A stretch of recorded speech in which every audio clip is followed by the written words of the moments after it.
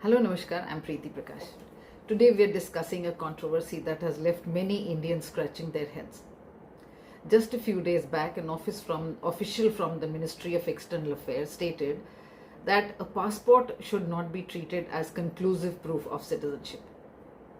The statement may have legal explanation, but for ordinary citizens, it raises a very simple question. If the government issues every identity document and then says none of them conclusively establish citizenship, then how exactly does an ordinary Indian prove that he or she is Indian? The rating of the Indian passport globally is 80, meaning that 156 countries are ahead of India in passport ranking. This controversy further reduces the credibility of an already weak passport. So, you exist, but can you prove it? As per a joke in India, a police officer stops you and asks, "Who are you?" You proudly pull out your wallet. "Here's my Aadhaar." "No, that doesn't prove citizenship." You smile. "Fine, here's my voter ID." "Not enough." "No problem, here's my PAN card." "That's for taxes." "Ration card?" "Welfare." "Driving license?" "Only proves you can drive." You take out your passport with a flourish. There, end of debate. The officer smiles. Not conclusive. At that moment, you begin questioning not just your citizenship, but your very existence. That's the world's largest democracy. Now imagine explaining this abroad. A customs officer asks, "Nationality? Indian. Passport? Here. Does it prove you're Indian?" "Well, mostly." "Mostly?" Imagine saying that in any immigration queue. A joke circulating on social media explains how an Indian without a passport abroad can be identified by his habits, like dropping off garbage anywhere but in the dustbin, or breaking out in a garba session at the tarmac, or stuff things from the hotel room like hairdryer, towel, bedsheet, cutlery, toaster, iron in your suitcase before leaving, or spit a mouthful of pan on the lamppost, or switch your phone to speaker mode and start discussing your family property disputes on full volume. Just some examples. The irony is fascinating. Indian government has spent years encouraging people to obtain documents. Link your Aadhaar, link your PAN, link your bank account, link your mobile number, link your LPG, link your pension, link your income tax, link your vaccination certificate, link everything. At this point, your identity has more links than a social media influencer. Yet the average citizen still doesn't know which document finally proves who they are. Let's examine the famous collections one by one. Aadhaar. Every Indian has heard Aadhaar is everything. Need a SIM? Aadhaar. Open a bank account? Aadhaar. Government subsidy? Aadhaar. Hotel? Sometimes Aadhaar. Hospital? Aadhaar. Yet the government itself repeatedly says Aadhaar is proof of identity and residence, not citizenship. Fair enough. But then people naturally ask, if the most widely used document isn't enough, what is? Then comes the PAN. The income tax department knows exactly where your money comes from, exactly where it goes, how much you earn, how much you spend. But PAN is not citizenship proof. Apparently, the government trusts you enough to collect taxes, not enough to settle your citizenship in every legal context. Then comes the voter ID. Now this one becomes interesting. Every election we hear, the voter is supreme. The Election Commission registers you. Political parties visit your home. Candidates ask for your vote. Manifestos are written for you. Campaigns target you. You vote. Governments are formed because of your vote. But if citizenship itself becomes legally disputed, the voter ID alone may not conclusively settle the matter. That legal nuance surprises many people, because the common assumption is, if I can vote, surely I am accepted as a citizen. Then comes the passport. Now, this is where the controversy exploded.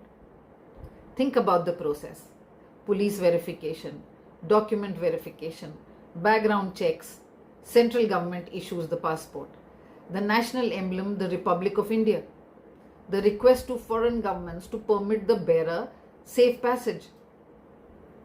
It is one of the most prestigious documents issued by the Indian state. So when people hear that even a passport may not be treated as conclusive proof of citizenship in every legal proceedings, confusion is inevitable.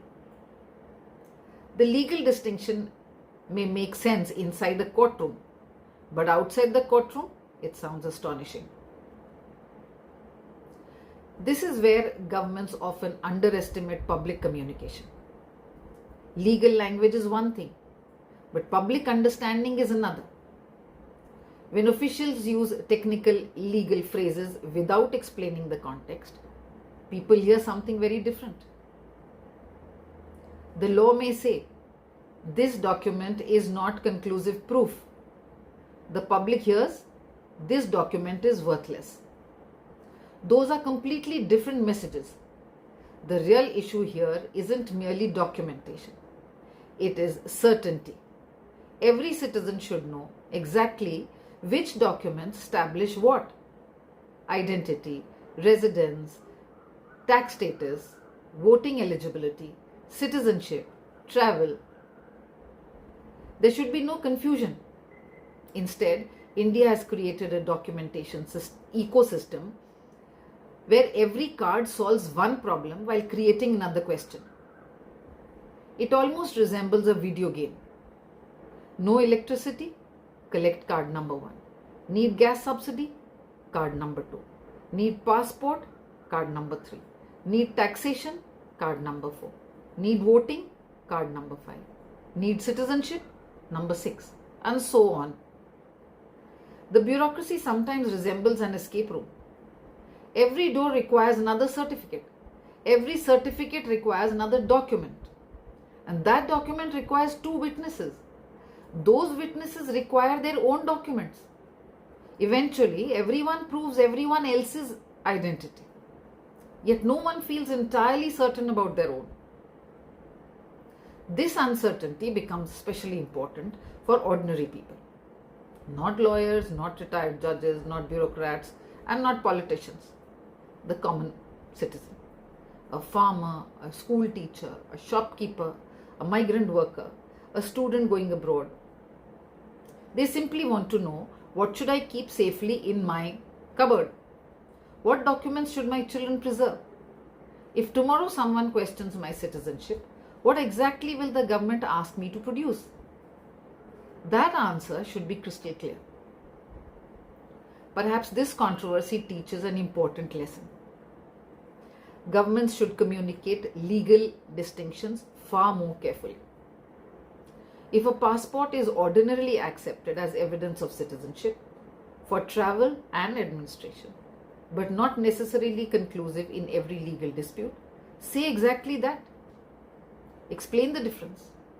Don't leave citizens filling the gaps with speculation. Because identity is not just paperwork. Identity is dignity. It is belonging. It is the confidence that the state recognizes you as one of its own. No citizen should be left wondering whether a lifetime of official documents still leaves unanswered the most basic question: who am I in the eyes of my own government? And perhaps that is the biggest irony. Now, India has become one of the most digitally documented societies in the world. Our fingerprints are stored, our iris scans are stored, our tax records are stored, our property records are stored, our travel history is stored, our bank accounts are linked, our mobile numbers are linked, our faces unlock our phones. Artificial intelligence probably knows our shopping habits. Algorithms know our favorite food. Social media knows our political preferences. The government knows where we pay taxes. Banks know our transactions. Telecom companies know where we travel. But after all this, The average citizen still asks one simple question. If tomorrow someone asks me to prove that I am an Indian citizen, which document finally settles the matter? That is a question no democracy should leave unanswered. So if you have to choose truly one government issued document to keep safe for the rest of your life, which one would it be? And do you believe it would actually be enough? Do comment and share your views. Thank you. Namaskar.